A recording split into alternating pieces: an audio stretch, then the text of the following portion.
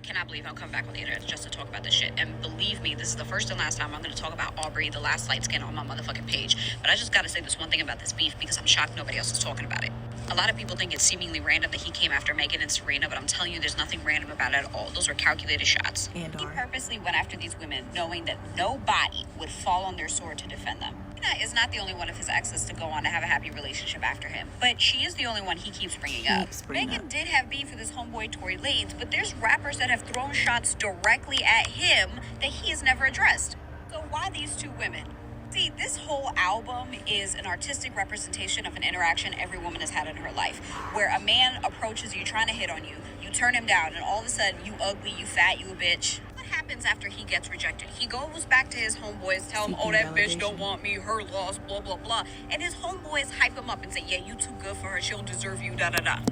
This album is an artistic rendition of that whole situation. It's Salty Rejected Dude, the musical. In this case, Drake is the one getting rejected, but the homeboys he's coming back to is the black male community, because he knows that even if he was in the wrong, these men are never gonna go out of their way to defend Serena or Megan.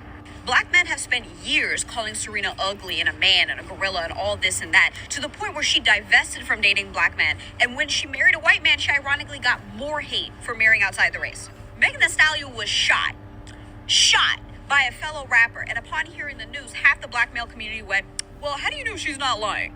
Just like an insecure, rejected dude, not only is he gonna throw petty shots at women who are easy targets, but he's gonna come back to the homeboys that are gonna vindicate him in his self-pity.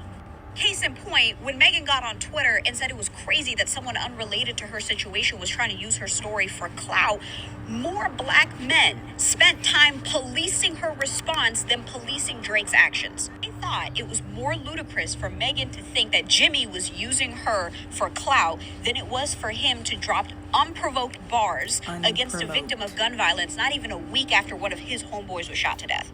And miss me with that whole, oh, don't bring takeoff into this. Yes, there's commentary to be made about how the black community will respond to gun violence against black women versus black men.